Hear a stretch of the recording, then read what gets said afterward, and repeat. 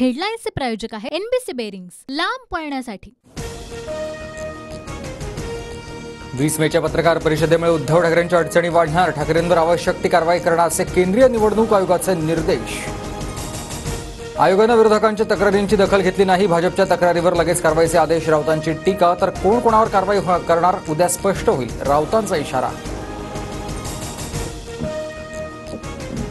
प्रसाद लाड यांचा उद्धव ठाकरेंना फोन, उद्याच्या निकालानंतर ठाकरेंकडे भेटीची वेळ मागितल्याची माहिती। प्रसाद लाड यांनी मात्र वृत्त फेटाळलं। देशात पुन्हा मोदी सरकार की इंडिया आघाडी विजय होणार, देशाचा खरा निकाल आता 11 तासांवर। उद्या सकाळी 8 वाजल्यापासून मतमोजणी सुरू होणार। निकाल एक्झिट पोलच्या विरुद्ध असेल, एक्झिट पोलवर काँग्रेस नेत्या सोनिया गांधी यांची प्रतिक्रिया।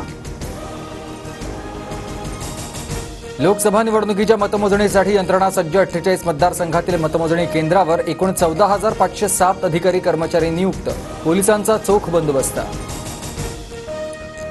लोकसभा निवडणुकीच्या निकालाआधीच विरोधी पक्षाची सावध भूमिका, पुढील रणनीती ठरवण्यासाठी इंडिया आघाडीचे सर्व मोठे नेते उद्या किंवा परवा दिल्लीत येणार, तर येत्या 24 तासात इंडिया आघाडी आपला पंतप्रधान निवडणार, राऊतांचं विधान।